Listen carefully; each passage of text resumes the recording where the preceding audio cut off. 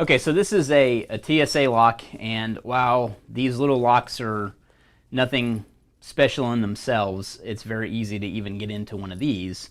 You don't even have to do that. You don't have to mess with a lock at all. So basically the way this zipper is when it comes together, it gives you a place to lock this at. So I'm going to go ahead and lock this lock.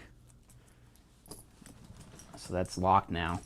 So all you have to do is grab a pen like so, and you're just going to jab it into the zipper just like that. And once you break the zipper, all you have to do is open the suitcase up. So now I'm into the suitcase, and I've got your gun and all your valuables that you thought were secure. And to make it look like I've never been in there before, all I've got to do is grab this lock and this zipper mechanism, zip it all the way to the other side,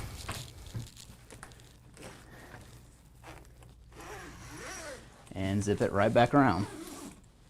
And now it looks like I've never been into the suitcase. The zipper's still perfect. There's no perforation in the zipper anymore. And it looks like no one's even tampered with your suitcase. So some things you can do about this. Obviously, anytime you travel with a firearm, TSA and the airlines all specify that you need to have a lockbox.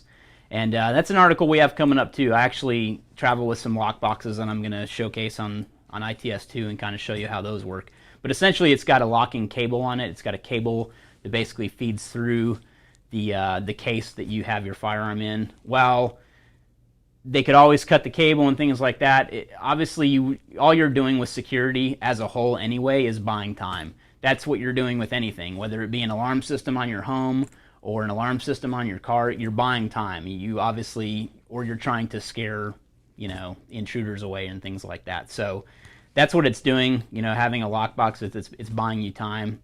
So I'd highly recommend that you have some type of lockbox in any kind of travel suitcase you have for your valuables, whether it be firearms or whether it be jewelry or anything like that. So, and one thing you can do too is most suitcases have frames, and so they have usually have a liner in them. So what you can do is actually feed that cable around the metal stanchions that typically run in the bottom of suitcases, so you can kind of loop that through and use that as an anchor point, so that really someone would have to destroy the suitcase or cut the cable. So while technically someone could do that, it's again just buying you some time. So you really want to watch it when you're traveling with suitcases. And I know there's even some suitcases out there that don't have zippers, so you might want to look into something like that too for more security. But essentially being able to just stab a zipper with a ballpoint pen is pretty scary stuff. I mean, it takes nothing to get into that. So again, the pen is mightier than the sword in this case. So there you have it.